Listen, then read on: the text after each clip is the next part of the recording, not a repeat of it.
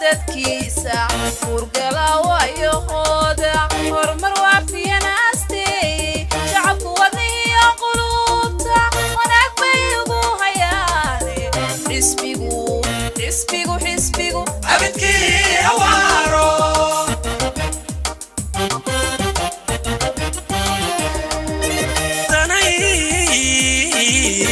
تيو لبا وجيله ونقول تبصعد وركيسا اسميغان ويرد انكوي وحو بيتني ما كدوري وددا عدليو سنانتا وددا عدليو سنانتا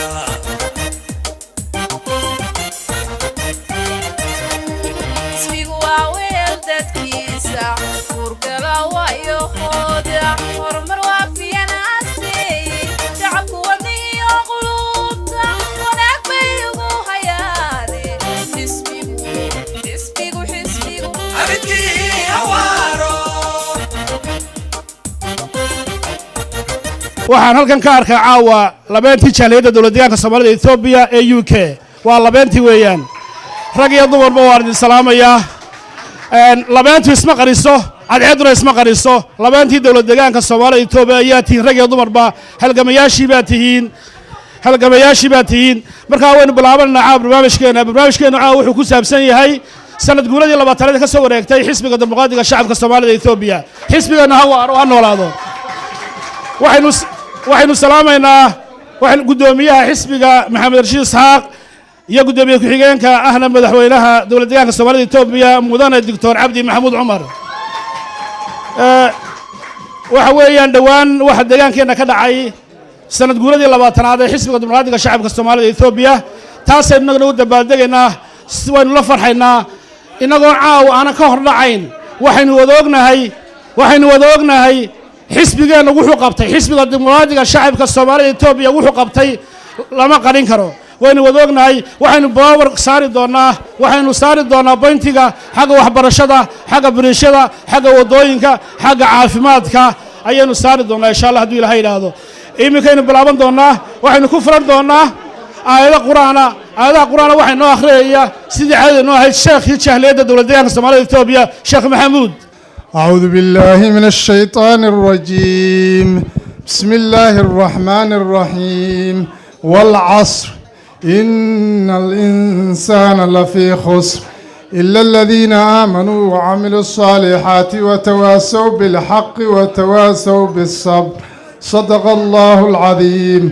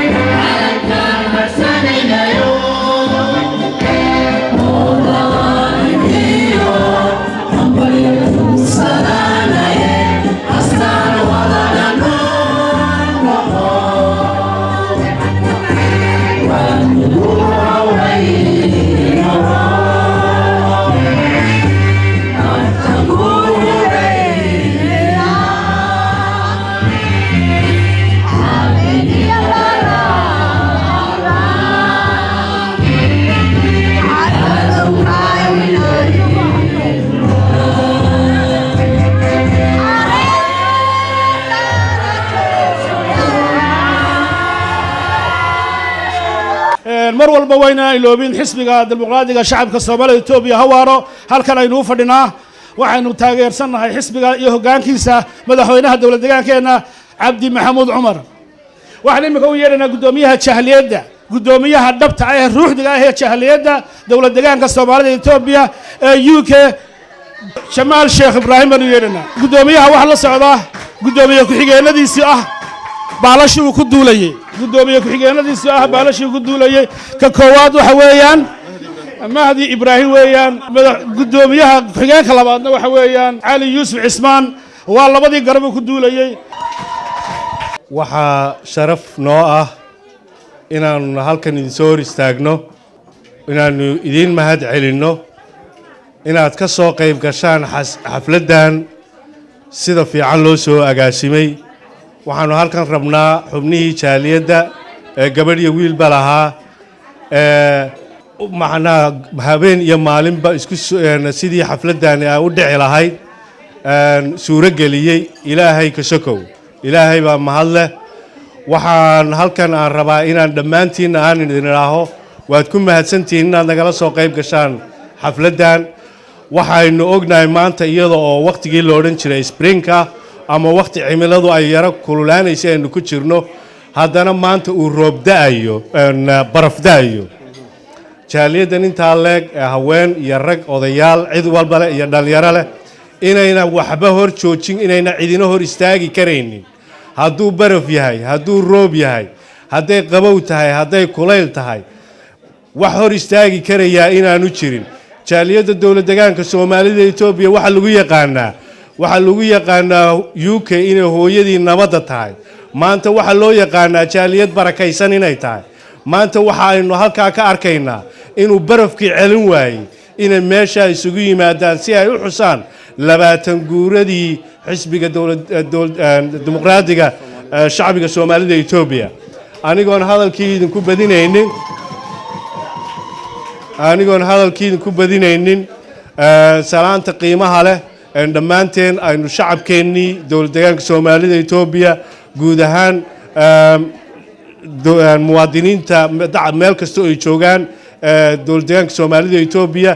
muwaadiniinta Itoobiya aynu bahwadaagta wada nahay ama muwaadiniinta aynu wada nahay waxa aynu halkan aynu ka muujinaynaa xisbigii kii hore u jira weeye wuuna jiraa hadda wuuna jiri doonaa waxa aynu ku naqaanay inuu u horseeday inuu wadanka u horseeday inuu nabadii hubiyay inuu cadaaladii simay inuu horumarkii keenay inuu maamul wanaag u keenay intaas ayaynu ku naqaanaa waxaynu ognahay qorshihiisa maanta inuu heerka saamigu taagan yahay 90% uu taagan yahay waxaynu ognahay inuu kor u socdo inayna ballan qaadeen inayna nasanaynin in ay dadka dowlad deegaanka ka soo jeeda baahidooda ilaa ay maxaan ku dhahay ay baahidooda iyo rabitaankooda iyo dantooda ilaa ay ka run sheegaan oo ay ka midho dhaliyaan maantana waxaanu rajaynaynaa dhammaanteed jidadka quruxda badan ee ilaa iimay ilaa iyo maxaan ku dhahay liibaan buundooyinka aad arkaysaan inaynu maalinta wixii loo gaadho samarka inaynu aeroboodada cusub aynu ka degno aynu qabdahare ka degno aynu ku gooshno jidadka cusub ee arkaysaan inaynu soo aragno buundooyinka waangay aynu soo aragno inaynu soo aragno biyo xidheennada waaweyn iyo asandooyinka laga ag sameeyay inaynu lafteenuna aynu ka qayb qaadanno waxa lagu kala dhuuntaa waa arrimaha siyaasadda horumarka laakiin laguma kala dhuuman karo dowlad deegaanku maanta waxay taagan tahay xilligii saacadu horumarkay taagan tahay ninna inagama dhuuman kara marka ninka aan macnaha xaaladda iyo wacyiga aan ka warqabin dowlad deegaanka soomaalida Itoobiya meelaha la fadhiya xaasidnimo waxa aanu leenahay waynu wacyinaynaa waynu waaninaynaa waanadaasi hadday deeqi weydo oo gidigood sida weel daloola dhaafo maxaynu leenahay dagaal kala waaba mayno maanta waxaan halkan isugu nimid annagoo u tabaaldegayna taageeraynana xisbiga dimuqraadiga shacabka Soomaalida ee Itoobiya ee dowlad deegaanka Soomaalida ee Itoobiya oo 20 jirsaday waxaanu ugu dabaaldegaynaa wanaaga iyo horumarka iyo maamulka suuban ee uu xisbigu sameeyay halkan waxaan ka salaamaynaa mas'uuliyadda dowlad deegaanka Soomaalida ee Itoobiya oo ugu horeeyo madaxweynaha iyo gudoomiyaha xisbiga Dr. Maxamed Rashiid Isaaq iyo kabinetka dowlad deegaanka Soomaalida ee Itoobiya dhamaan waxaan kaloo halkan ka salaamaynaa dadka kale ee qurba joogta Yurub iyo America Australia jooga ee ka soo jeeda dowlad deegaanka Soomaalida ee Ethiopia iyo dadka jooga wadanka dhalinyaro iyo waayeelba xaq nagu leh marka inta ka soo gudubno xoogaa waqtiga uu nagu yaryahay hadallo kooban baan ka hadlaynaa oo ku saabsan waxyaabaha horumarka ah ee uu sameeyay dowlad deegaanka Soomaalida ee Ethiopia shalay iyo maanta waa xasuus waxaan halkaan u joogno wanaaga iyo horumarka iyo nabadda la sameeyay ay ka mid yihiin maaragtay biyaha saad ogsoontiin dowlad deegaanka Soomaalida ee Ethiopia meel waxay ahayd biyuhu aad ciriiri u ahaayeen maanta se waxaad ogsoontihiin in hadday ceel noqoto hadday noqoto biyo xireenno dams maaragtay laga xaqabtiray meelaha inta ugu badan waxaa biyo xireen waaweyn oo Prime Minister Haile Mariam Prime Minister Ethiopia xataa uu booqday oo madaxweynaha kililka Abdi Maxamuud Cumar uu ku soo dhaweeyay ra'iisul wasaaruhuna aad ugu farxay 15 haro waaweyn 15 dams oo aad u waaweyn ayaa gobolkeena maanta laga sameeyay dowlad deegaanka Soomaalida ee Ethiopia waa wax lagu farxo hadday noqoto beeraha bariis baa maanta la beeraa qudaar baa la beeraa galley iyo maxaan ku yiraahdaa misigadi iska badaa horumar weyn ayaa la gaaray runtii hadday noqoto waxbarasho intaasoo jaamacadood boqolaal kun oo arday ayaa ka baxda dugsiyada hoose sare dhexe iyo jaamacadaha intaasoo jaamacadood ayaa maanta ku yaala jaamacadda ugu dambeysay waadiinka ka warhayay dadka soo dhagax dhigay baa ka mid ah jaaliyadan injineer Axmed ayaa noo sheegi doona Axmed Eega jaamacadda Qorraxay dadkii soo dhagax dhigay ayaa fadhiya maanta halkan nala fadhiya marka jaaliyadan UK DDSI waxa lagu yaqaanaa horumar nabad iyo maxaan ku yiraahdaa isku duubni lama kala jijibin karo dad yar yar oo wax ma garataa wax sheega jaaliyada waxba kama dhibi karaan dadku waa dadkiina dalku waa dalkiina gacmo wada jir bay wax ku gooyaan Soomaali haddaan nahay meel kasto aan joogno cadowgeena aan ogaano aan isku duubnaano kuwa nabaadiidkana waxaan u soo jeedinaynaa inay nabadda qaataan si horumar kan ka weyn loo gaaro bismillaah waalid salaam dhamaantiin jaaliyada rag iyo dumarba waalid ku salaamay islaamka assalaamu calaykum waraxmatullahi wabarakaatuh bacda salaan waxaan aad iyo aad horta ugu mahad celinayaa dhammaan dadkii ka soo qayb galay amba soo qaban qaabiyay xafladan sida fiican aynu u qabsanay inagoo dumarku u lafdhabar u yihiin taasi waa mahadnaqii ugu horeeyay mahadnaqa labaadna waxa weeyaan marka horta qocilna meel loo dabaaldegayo looma dabaaldego meel aan waxba oolin waxaynu qiraynaa inaynu cadaynaynaa inay maanta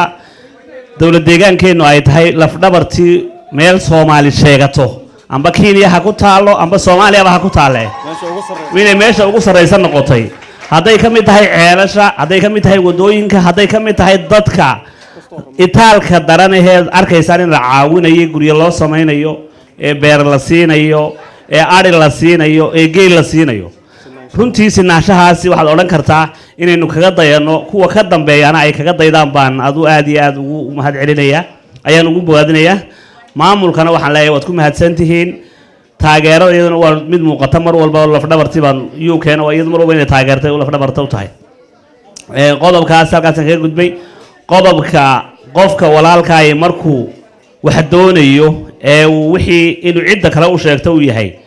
waxaan leeyahay mucaaradnimadu waxba ma tartay hal ay ixtiraamo kii wax ka maqan yihiin oo wada hadal wax ku raadi waxba midnimo ku raadi ixtiraam ku raadiya marka waxaan idin leeyahay dhamaantiin waad mahadsantihiin hadalku kulli caawa la soo yareynaya saacadda maynu ku jirnaa assalaamu calaykum waraxmatullahi wabarakaatuh waxaan u yeedhayaa guddoomiyaha ururka haweenka ee UK Safiya ayaan u yeedhayaa haddii la yiraahdo waxaan u yeedhayaa guddoomiye ku-xigeenkeeda deeqa caydiid ha noolaato iyadna soo kacdo waxaa kaloo ku xigta guddoomiyaha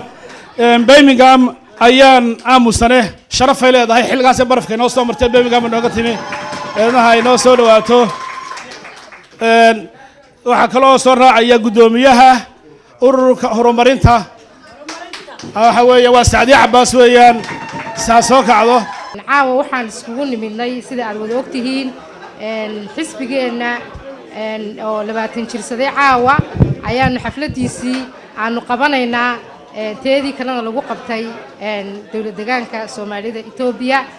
ayaanu annaguna halkan aanu iskarab taagaynaa oo muujinaynaa in aanu dalkayaga iyo dadkayaga aanu jecelahay ayaanu muujinaynaa halkan waxaan ka salaamayaa madaxweynaheena sharafta leh Cabdi Maxamuud Cumar iyo kabineedkiisa ayaan halkan ka salaamaynaa waxaan salaamayaa oo kale Maxamed Rashiid Isaaq gudoomiyaha xisbiga ayaan isagana salaamayaa dhammaan waan wada salaamayaa soo dhayin salaan hadii aan ka gudbo waxaan goor walba anagu aan u taaganahay dalkayaga dadkayaga iyo dawladayada in aan iskarab taagno mana ogolin wixii maxay ahaydey aan iskarab taagayn maaragtay doonaya in ay maaragtay ka soo horjeedsadaan anagu ma ogolin waxa weeye waxaan jecelahay horumarkayagu in aan maaragtay si laba laabno hadii la oran jiray marka hore boqolkiiba 90 ayaanu ahayn hadda boqolkiiba 100 baanu ku soconaa sida walaalahay soo sheegeen waxaad ogtihiin xagga iskuulada xagga biyaha xagga beeraha hadii dhan walba la eego waxa weeye kor baynu u kacnay horena oo u soconaa xagga beeraha hadii la eego kulay anigu beeraley baan ahay hadda mashaariic aan soo sameeyay oo aan maaragtay muddo dhow oo aan ka imiday December waxa weeyaan mashaariicdaasi waxay ku taalaa magaalada Jigjiga waxay ku taalaa maaragtay xaafadda Sheekh Nuur Ciise waxa weeye mashaariic ay ka faa'iideysan doonaan dawlad deegaanka Soomaalida Itoobiya marka sida aan jecelahay san anigu aan jecelahay ma la jecelahay walaalahayna waxaan leeyahay dadka khuraafaadka ku jira ee isku madadaalinaya waxaan aan suuragal ahayn waar dalkaaga tag oo aqal ka dhiso oo beera ka samayso madaxweynaheenu uu inoo wiidii yeedhaya goorba samafalku idinku yeedha hoo iyo hiilba idin la garab taagan yahay taasna waxa keenaysa nabadii oo la sugay hadaan in nabadi jirin horta marka hore waxba lama soo karo nabadii markii la sugay horumarkii baa la idinku yeedhaya ka qayb qaata dadka waxaan u sheegayaa khuraafaadka ku jira inay khuraafaadka ka soo noqdaan waxaan leeyahay ilaahay soo hadeeyo waxaan halkan caaw isugu nimid sanad guuradii xisbiga dimuqraadiga shacabka Soomaalida Itoobiya oo 20 jirsaday wax qabadka xisbiga wax halkan lagu soo koobi karo ma aha walaalahaygii iga horeeyay ayaa ka hadlay gudoomiyahaygii jahaliyada ayaa ka hadlay Jamaal Sheekh Ibrahim ayaa ka hadlay iyo gudoomiye ku-xigeenadiisii marka lama soo koobi karo wax qabadkiisa waxaan leenahay xisbigu ha waaro horumarku ha waaro madaxweynahayaga iyo dawladdeeda cadawgoodu ha jabo waxaan ku wareejinayaa hadda walaashay ayaan aamusana oo ah gudoomiyaha ururka haweenka Birmingham waxaan halkan ka salaamayaa hambaliya leeyahay deegaankayagii iyo dawladayadii iyo xisbigayagii oo ugu horeeyo mudane Maxamed Rashiid Isaaq iyo gudoomiyihiisa mudane Cabdi Sharaf Maxamuud Cumar yaan halkan ka salaamayaa waxaan leeyahay guuleysta waxaad tihiin xisbiga geeska Afrika ma oran karna dawlad deegaanka ama Itoobiya kaliya geeska Afrika xisbigiisa baa tihiin wax badan baa la idin kaga dayan doonaa la idin kagana dayday meesha maaragtay geeska Afrika looga soo manaashaqoodaa tihiin oo ruux walba uu halkaas uu ku soo maaragtay uu ku soo taamla qaato yiraahdo bal halka aan gaadhan mar lugta gaarsiiyo horumarkeeda wax walbana waxa gundhigu ugu horeeya waa nabadgelyada iyo maamulka suuban haddaan intaa la helin waxa weeyaan waxba ma jiraan marka alxamdulillah ilaahay bana gaarsiiyay waxaana leeyahay xisbiga geeska Afrika oo guuleysa waliga oo gadaal ha marin guul baanu joognaa ilaahay bana gaarsiiyay geediga hore wada waxaan hambaliyo gaar u dirayaa gudoomiyaha xisbiga dimuqraadiga shacabka Soomaalida Itoobiya mudane Maxamed Rashiid Isaaq sidoo kale ku-xigeenka gudoomiyaha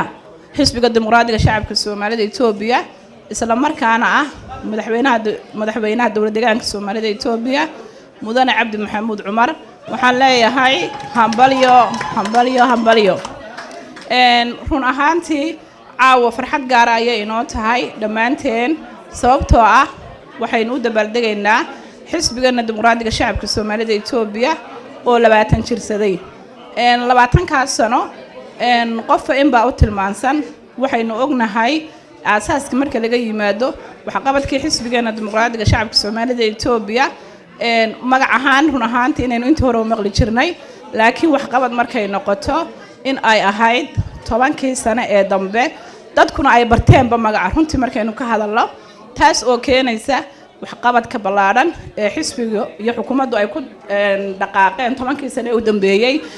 wax qabadka xisbiga halkan kuma soo koobi karno xisbigu waa kii keenay hooyo indhala oo caruurteedii ubadkii ay dhashay aan arkaynin indhaha inuu u fiiqo oo awlaadeedii aragto waa waxyaabaha adduunka ugu qiimaha badan waxa weeyaan aragtidu xisbiga dimuqraadiga shacabka Soomaalida Itoobiya waa xisbigii keenay agoomihii aabayaashood la laayay ee kumaankumka gaadhayay ee dayacnaa xisbigii waxa weeyaan ugu horeeyay ee sameeyay inuu agoomaha dayac tiro oo xanaaneeyo waxyaabaha lagu xusuusto xisbiga dimuqraadiga shacabka Soomaalida Itoobiya halkan kuma soo goobi karo laakiin haddii aan isku dayo inaan wax ka taabto xisbigu waa kii keenay biyo la'aantii baanayd wadanka waynu wada garanaynaa ee umusha ku umroori jirtay ee waayeelka jabooyinka looga guuri jiray ee dhibaatadan ogaayna soo baday xisbiga dimuqraadiga shacabka Soomaalida Itoobiya waa xisbigii noogu bedelay ee inoogu wada bedelay durdurka iyo dooxooyinka meel walba maanta ka jirta alxamdulillah rabbil caalamiin xisbiga dimuqraadiga shacabka Soomaalida Itoobiya waa xisbigii keenay cadaalad sinaan iyo wax wada qaybsi haweenkan way mahadsan yihiin mar kale waxaynu u dabaaldegaynaa sanad guuradii xisbiga dimuqraadiga shacabka Soomaalida Itoobiya oo runtii la yarta taabanayo guulihii iyo horumarkii uu gaarsiiyay xisbigeenu waxyaalaha uu ugu horeysiiyo nolosha waxa kamid ah mar walba waxa weeye biyaha madaxweynaheenu oo hogaaminaya xisbiga mar walba wuxuu yiraahdaa wuxuu qodobada uu go'aanka ka gaaray ee uu ku guuleystay waxa kamid ah biyaha inta biyaha kadbacdi ayaa bilaamaysa horumarkii kale ee ahaa caafimaadka iyo horumarkii kale ahaa jidadka marka biyihii waa lagu guuleystay oo ognahay maanta meel walba ceel baa ka qodan ee waxaan u daynayaa raggaasaan u daynayaa imanaya kolley waan sii taataabanaya anigu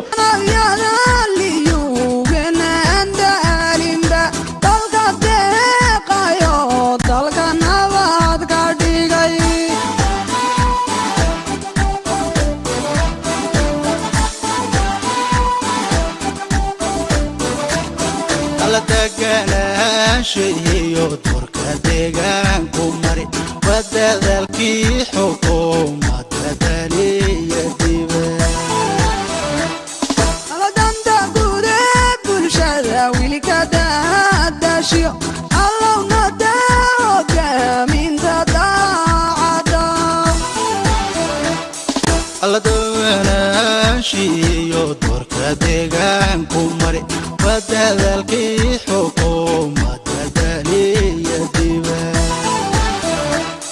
على دندا قودة بلشادة ويلي كدا داشيو الله نداوك من تداعدا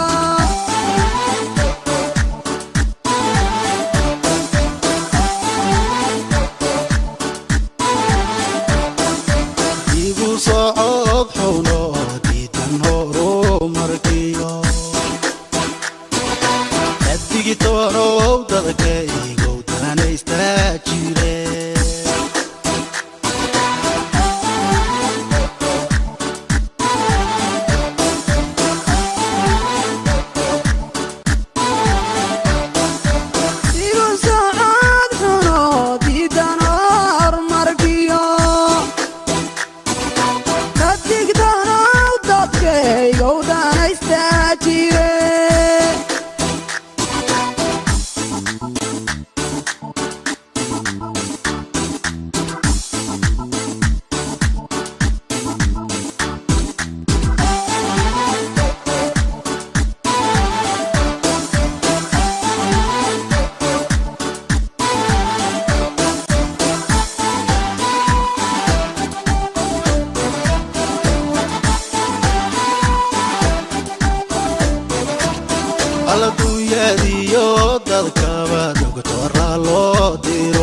دقدق عافي ما ودوي هلي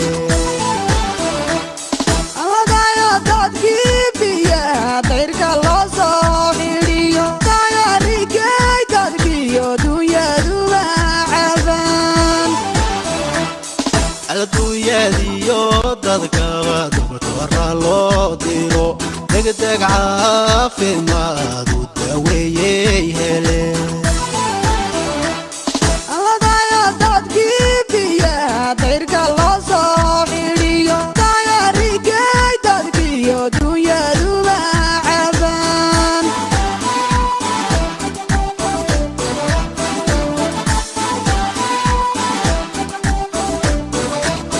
alladiibu dajinta iyo dayado xooyinkii dacawaabiyadii waxaa kala ka baxay alladulligii jaliga waa la dabaal jaro durusiyo aqoon baa la daalacda alladiibu dajinta iyo dayado xooyinkii dacawaabiyadii waxaa kala ka baxay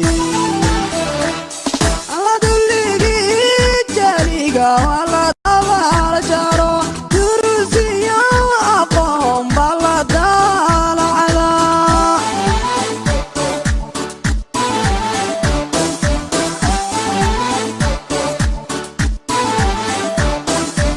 igu socod xuno diidan horumarkiyo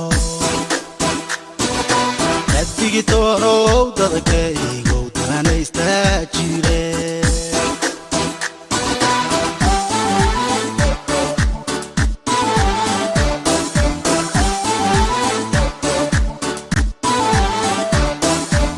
igu socod xuno diidan horumarkiyo kadigdanow dadkaygow danaystaa jire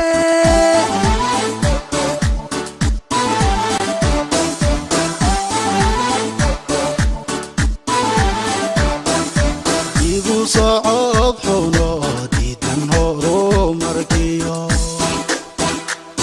iminka waxaan u yeedhayaa injineerka jahliyadda dowlad deegaanka soomaalida Itoobiya UK waa injineer Axmed Sheekh Mukhtaar weeyaan iyo Axmed Miraad iyo waxaan u yeedhayaa Suldaan Cabdiraxiin Suldaan Xasan Suldaan Aadan munaasabadan caawa halkan isugu nimid waxa weeye waa u dabaaldega xisbiga dimuqraadiga shacabka Soomaalida Itoobiya oo 20 sano jirsaday ayaan u dabaaldegaynaa caawa xisbiga sidaad la socotiin waa xisbiga tiray baahida ka jirtay deegaanka xagga caafimaadka waxbarashada iyo muxuu ahaa wadooyinka iyo nolosha deegaankeena iyo horumarka ka bilowdo dhan waa xisbiga maartay kaafiyey ama buuxiyey weeyaan marka xisbiga shacabka dimuqraadiga Soomaalida Itoobiya wuxuu galay kaalin maartay aad iyo aad baaldahaba ayuu ka galay taariikhda ayuu ka galay sidaad la socotiin deegaankeena 7 sano ka hor ama 8 sano ka hor waqtiyadii maartay hore horumar badan kama jirin laakiin 7 sano ama 10 sano u dambeysay waxaa ka bilowday horumar la taaban karo waxyaabaha aan ku farxay waxaa ka mid ah in baraha ministerka Itoobiya maartay Haile Mariam Desalegn uu yiri Itoobiyada kale ha ku dayeeto DDSI deegaanka Soomaalida ha ku daydaan sida ay projectiyada u fuliyaan sida ay wadooyinka u dhiseen sida ay bridgeada u dhiseen iyo sida ay budgetkooda u isticmaalaan ha ku daydaan buu yiri waxa weeye wax aad loogu farxo taasi iskama imaan waxay ku timid maamul wanaaga madaxweynaha Cabdi Maxamed Cumar iyo xisbiga shacabka Soomaaliya waxa kale oo mahadnaqayaa muxuu ahaa gudoomiyaha xisbiga dimuqraadiga shacabka Soomaalida Itoobiya Maxamed Rashiid oo mahadnaqayaa iyo dhammaan kaabinetka dawladda ayaan u mahadnaqayaa iyo madaxweynaha Cabdi Maxamed Cumar hawsha adag ay qabteen waxaan aaminsanahay inay maartay ay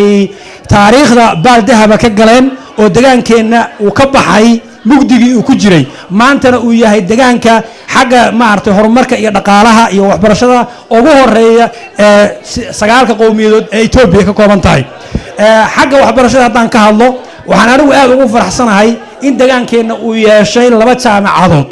oo jaamacadda Qorraxay jaamacadda Qabri Dahare ay noqotay jaamacadda labaad ee deegaanka laga dhisay taasi oo aan ka mid ah nasiib u yeeshay inaan ahaa ka mid ahaa qurba joogtii ugu horeysay ee ka socotay Qorraxay soo dhagax dhigtay jaamacadda kadibna dawladda ayaa maxuu ahaa la wareegtay oo dhistay waxaana gashay 1500 oo arday oo boardingkoodii iyo cuntadoodii iyo wax walba dawladdu ay kafaalo qaaday waa waxbarasho free ah waa waxa laga UK wada ogtihiin kama jirto waxbarasho free ah 9,000 baa lagu charge gareeyaa ilmaha jaamacad dhiganaya laakiin deegaankeena chiefkii baa la siinaya cuntadii baa la siinaya waxbarashadii oo free ah la siinaya waxaan kaloo rajaynaynaa mustaqbalka dhow insha Allah in laga dhiso jaamacad dhagax buur in laga dhiso doolo in laga dhiso city in laga dhiso muxuu ahaa goday in shabeelle laga dhiso faafan laga dhiso gobol walba in jaamacad laga dhiso oo aanu yeelano 11 jaamacadood deegaankeena ayaan rajaynaynaa jaaliyadda caawa isugu timid dabaaldega xisbigooda runtii saaxiibaday baa hadalladii oo dhan wixii la dhahay aan dhaho hadal looma dhahay Soomaaliya kuma maada laakiin murtida jirta waxaa weeye xisbigu wuxuu keenay waa waxaynu wada aragno oo aan qarsoonayn runtii wuxuu keenay nabadgelyo keenay wuxuu keenay horumar wuxuu keenay waxbarasho wuxuu keenay caafimaad marka waxaa weeyaan waxaanu caawa intan aan ka maqraati kacaynaa iyada oo ay xaalad xun jirto weliba oo barafa in aanu jacayl aan u qabno aanu isugu nimid waanu taageeraynaa marka waxaan leeyahay xisbigu ha jiro ha joogo runtii niman dhalinyaro ah oo maskax furan ayaa hogaaminaya oo inay dadkooda mugdiga ka saaraan oo ina wax qarsoodi ayna jirin tusay haddana maxaan ku dhahay aynu wada aragno wada ognahay marka waxaan leeyahay dhammaantiin qof walowba inuu hadda maanta wuxuu ka tashado uu leeyahay oo uu deegaan uu ku yirto oo ka dambeeyo runtii anigu 2016kii socdaal baan ku tegey dhulka oo dhan baan soo maray runtii waxa weeye waxa TV-ga aan ka arkayay runtii siday ahaayeen baan u arkay marka wax la qarin karo maaha xisbigu ha joogo waxaan aad halkan salaan uga dirayaa gudoomiyaha xisbiga Cabdirashiid maxamed Rashiid Isaaq iyo gudoomiye ku-xigeenka ahna madaxweynaha dowladda deegaanka Soomaalida Axmed Maxamed Cumar iyo cabinet-ka oo dhan iyo waxaan leeyahay nimanka lagu nastay ciidamada liibi booliska runtii kuwa aan leeloobayno waa kuwaas ee keenay nabadgelyada iyo horumarkaba iyo waxa aynu ku seexano ee ku soo toosayno marka waxaan leenahay jiro oo jooga waa sida injineerku idinku sheegay hay'adda Quman International Development Association waa hay'ad u taagan 11 gobol ee deegaankeenu ka kooban yahay runtii dadkaana horumariya wax qof kasta oo inaga mid ah hadii uu isku dayo inuu horumar keeno kama timaado taageero kale shacabka ka timaada marka aad iyo aad baan idin salaamayaa waxaan halkan aan ka salaamayaa horta dhammaan idinka jaaliyaddeena quruxda badan haweenkeena marwooyinkeena gabdhaheena walaalaheena iyo dhammaan odayaasha duqeytida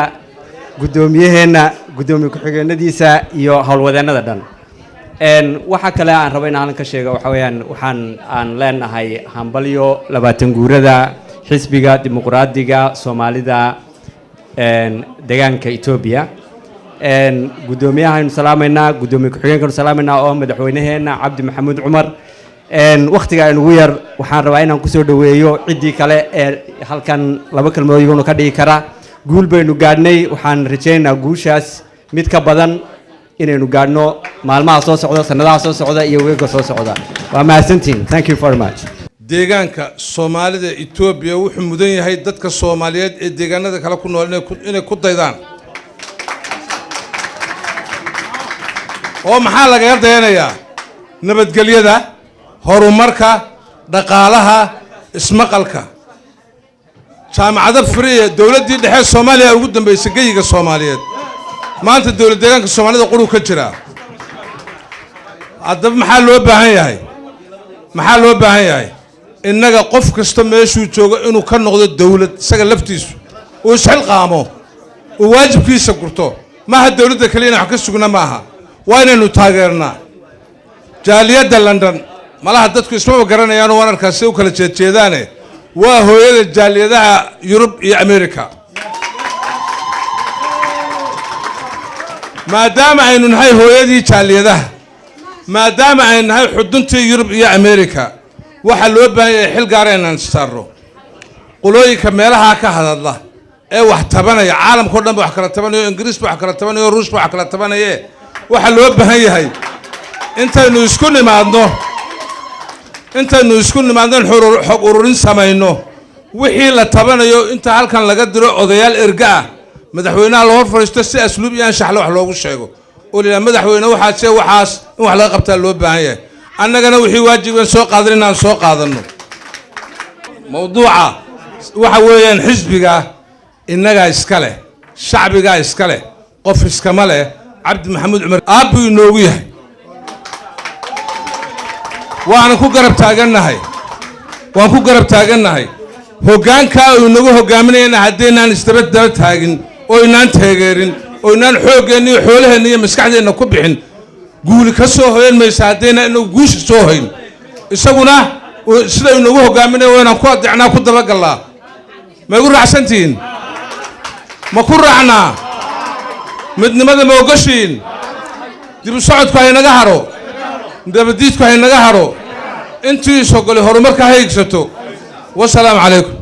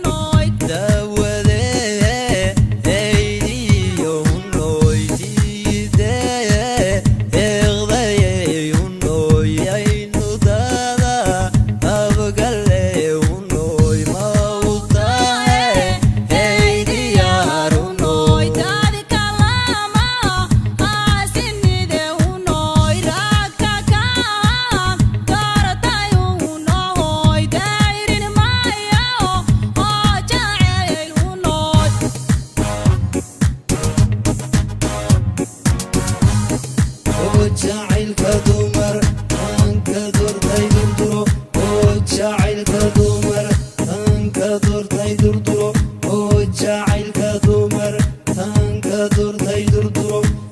جعلك دمر هانك دورت درجح درجح درجح waxaynu yeelanaa suldaanada jahliyadda dowlad deegaanka Soomaalida Ethiopia UK suldaan Farduus Maxamuud Haybe kiin waxaynu yeelanaa kiin Cumar baynu yeelanaa Xamdi Gaarana aynu yeelanaa Khadra Dambiil baynu yeelanaa iyo Fani hala soo kaco waan idin salaamnay horta dadka sharafta leh ee gabdhaha iyo wiilasha leh ee ka soo qayb galay xalfadda ballaaran ee xuskii sanad guuradii 20aad ee xisbiga dimuqraadiga shacabka Soomaalida Itoobiya dhammaantiin horta waan idin salaamay inta joogto golahan maanta loo dhan yahay waxa kale oo salaamaynaa xisbiga dimuqraadiga shacabka Soomaalida Itoobiya ee dawladda deegaanka Soomaalida Itoobiya mudane Maxamed Rashiid Isaaq iyo Dr. Cabdi Maxamuud Cumar waxaan leenahay sanadkan sanadkiisa insha Allah nabad iyo barwaaqo iyo bashbash ku gaara hada wixii hormare iyo wax walba horteen ba laga sheekeeyay hadal uu dhimay yahay looma dhaho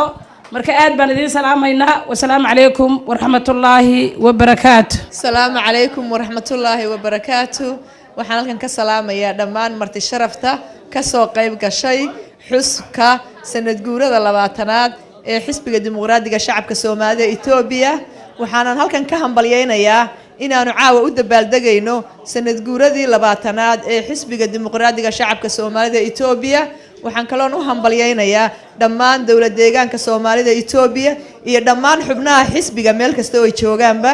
waxaan hambalyo gaar ah u dirayaa gudoomiyaha xisbiga dimuqraadiga shacabka Soomaalida Itoobiya mudane Maxamed Rashiid Isaaq iyo ku-xigeenkiisa ahna madaxweynaha Dr. Cabdi Maxamuud Cumar waxaan leeyahay xisbiga hawaaro hora loo soconayaa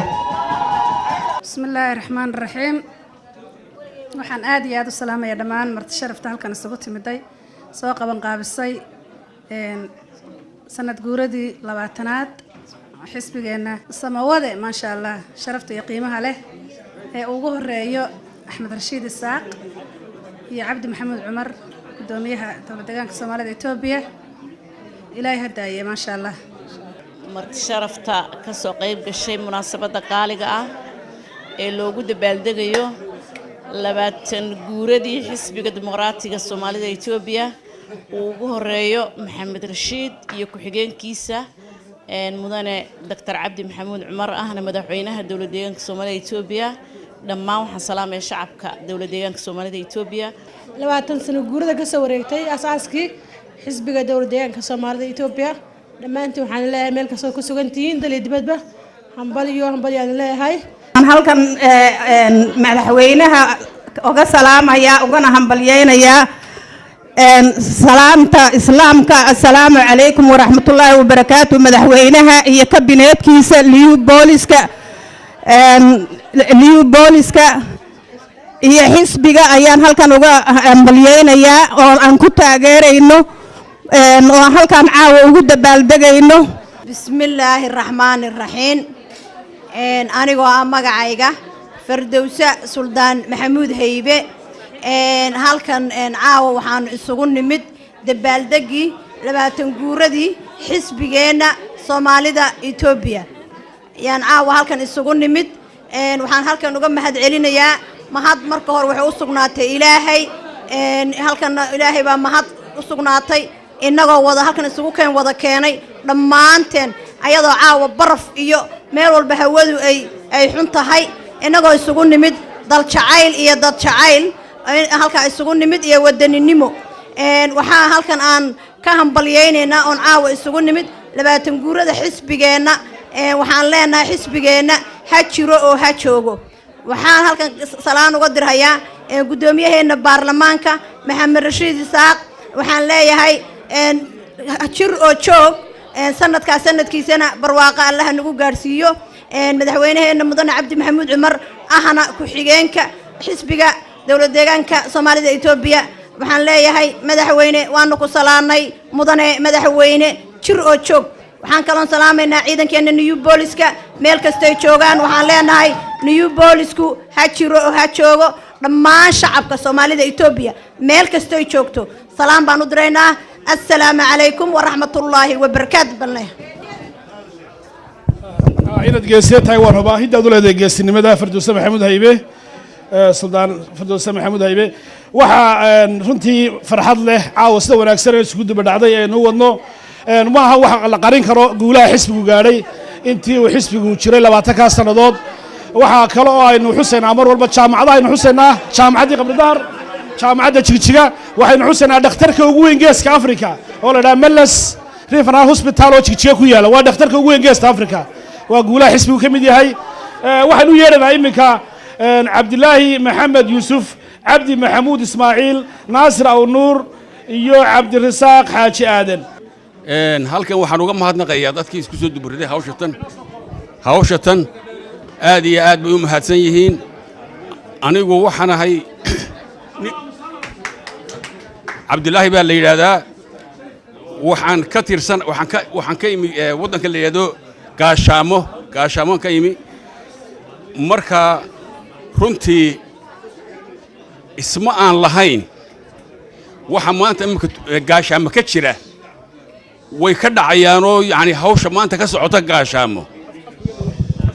isma aan lahayn way imanaysaa way ka dhacaysaa xagga hawdka ilaa 6 kilomitir baa laga qoday oo biyo ka socdaan maanta xagga barigana 5 kilomitir way ka socdaan biyo labana imika gacanta lagu hayaa runtii marka aad iyo aad baan ugu mahadnaqaynaa waxa kaloo aan maqlayaa cusbitaalkii ugu weynaa in laga samaynayo maanta gaashaamo oo xagga bari oo dhankii ugu weynaa aad iyo aad baan uga mahadnaqayaa madaxweynaha Cabdi Maxamuud Cumar aad iyo aad baad u mahadsantihiin عليكم ورحمة الله وبركاته مرتضى شرفت له ماشي اسكو تيميد جهلة الصومالي وعن سلام يا بقولي أفريقيا طبعا كعدد كبركة ديسا سلام بعد جد وحويان ذل كانوا ما أنت هرمر كولي هاي ومدو ما أنت ماركتي كعن لو ما قرين كرو مقالة جيجيجا إيا مقالة حرر بقولي طبعا كيلومتر بيسكو جيران رفايا هاي سيدا إيه مكانه يهين وادركتين أنت الله صعدا يريد هذا وادوكتين مقالة وجعله يجيجيجا أنت يسكو جيران وصدق هي اللي 1 كيلومتر بيهاي إيه مكانه أنت الله صعدا يريد هذا وادركتين دقحبور يجيجيجا بقول تضباط 5 كيلومتر بيسكو جيران بابور كوو كلا دي حجرة إما كان أنت الله صعدا وادركتين قد يقبر الدهر سداسة وكلاها هاي مركا وحوي عندلكين هو مركيس وما أنت جهلية الصومالية ما أنت مدحوينها يو قدوميها بارلمان كدل كسيدة وحوا قبتين وحلم مدا أو قاري مجرتو أنت مدحوينها صومالي وحي كقبتيني مجرتو فورسمبل بيها هاي وحسي ما أنت وحكا قبتي madaxweyne Cabdi Maxamuud Cumar iyo kaabneedkiisa markaa dalku sidoo maanta hore ugu maray ama biyo maaragtay ama baadba ama ummadu maaragtay siday maanta isku raacsan tahay nin hadal maaragtay meel isla soo taaga wax la wuxuu inaga qaadaya ma jiro horumarkeenu maanta hore u socday dawladda Itoobiya sagaalka kililkeena mooyaane kilil hore u maray ma jiro inta kale ku wada dayda ayuu ra'iisul wasaaraha Itoobiya isxasilayeen markaa waxa weeyaan madaxweynaheenu ha noolaado ummadda Soomaaliyeed ha noolaato horumarkeenu hore ha u socdo salaan inta qaxani ana waxaan soo noqday weynii hore nimcaha imin waxaana nimin dawladnimada Soomaalida Itoobiya waxaan socday ilaa dhanmani feerfeer la dhahnay نودي نبغى نشامل وامرن فنهم نمعنا نالو مهنن أو نمعنا إلهي حيالو مهنن نمنا لله هاي هنا الحمد لله نراهنو أنا يا وحان حفظنا نبني يصنع هرتان نودي نمحنو إلا نحمل بهذا نحمينا هجنتهن حتى أنه وحان نمائنا فين وحان أصعبا وحنا يصاعبوا أنا إلا شمساع أمالينا واتقضي هرمت ناصنا وهرمت وين إلها نحيو وحان إله سبحانه وتعالى مهتنا نقطن وحان سنة إلهي من لبعض وحالة مدحوينها دولة نيان الصومالية الإثيوبية مدن عبد محمود عمر إيا جابنا نيسا وحانسون من وفرحان وين ما ننتي في وسائل الإثيوبية معناها نهم أيا شر نونيني وحالة الإثيوبية خطمنيه وحد منها الإثيوبية حالنا وها ما هي الإثيوبية قوانين الإثيوبية مطمئنة معناه نبقى عزني لكن الإثيوبية والتاني حدودها أمنية نمطنا نعرف مطلوع فرحان وين وحنحقق سلام الإثيوبية حزبية محمد حسين إسحاق وحالنا الضمان دولتنا نعطن الله الدنيا gudoomiyaha UK ee Jubaland inuu laba ereyna idhaabuduna saaxib ku soo dhaweeyay Ibrahim Shiil caawa waxa weeye habeen tahniyadeed waxaa loo tahnadeynayaa xisbiga dalka xukuma oo la yiraahdo xisbiga dimuqraadiga shacabka Soomaalida Itoobiya sidaa daraadeed martii sharafta shirka ka soo qayb gashay waad mahadsantihiin xisbiga sharafta leh baan u wada tahnadeynaynaa madaxweynaha Dr. Cabdi Maxamed Cumar ninkaas madaxweynahaasi waa madaxweynihii horumarka gaarsiiyay shacabka Soomaalida Itoobiya waxyaalo badan buu qabtay jaamacadu dhisay dalka horumar buu gaarsiiyay haddaanu nahay martida reer Jubbalandne taaniyada xisbiga baynu ka qayb galaynaa guuleysta assalaamu calaykum waraxmatullaahi wabarakaat halkan waxaan ku soo dhawaynayaa walaashay Sacdiyo Doolaal maxaa kaloo aad u salaamihay shicibka reer Itoobiya meel walba joogan saqiir iyo kabiirkooda maxaa kaloo salaamihay madaxweynaha qaaliga ah iyo kabanidiisa maxaa kaloo salaamihay ما شاء الله جالية الرئير إثيوبيا ميل والبيجوكتو أو عاوة إذا برف كدعي قبو كدعي أو ماينس زيرو أو عاوة صو ذبحنا ما شاء الله آد بأمهات سنتينا إن لي كان بقول كي دولة دجاج سمالة إثيوبيا بقول عبد الرزاق حاجة هذا الصعب كان لطمه بقول عبد الرزاق حاجة هذا دمانا خيار تالكن يسوق تمي وضياش دقنكا هواينكا علماء دينكا waxaan idinku salaamayaa salaanta islaamka assalaamu calaykum waraxmatullaahi wabarakaatu awalan waxaa mahad leh ilaa halkan isugu kaana keenay kulankan quruxda badan leh inoo hirgeliyey ayaa mahad leh marka xiga muxuu ahaay dadkii ka soo shaqeeyey xafladda quruxda badan leh gaar ahaan haweenka ayaan aad ugu mahad celinayaa intaa markaan ka gudbo waxaanu halkan caawa jaaliyadda iyadoo aan loo kala hadhin aan isugu nimi xuskii 20 guurada xisbiga dimuqraadiga shacabka Soomaalida Itoobiya aanu halkan ugu dabaaldegayno waxaanu leenahay madaxweynaha iyo golaha baarlamaanka Maxamed Rashiid Isaaq labadaba iyo kabineedkooda waxaan halkan salaan uga marinaynaa waxaan leenahay guuleysta shacabka Soomaalida Itoobiya ha guuleysteen intaas ayaan ku soo koobayaa assalaamu calaykum waraxmatullaahi wabarakaatu assalaamu calaykum waraxmatullaahi wabarakaatu cayaarihii baa loo kulul yahay marka insha Allah hadalku sii badin mayna insha Allah bil kareem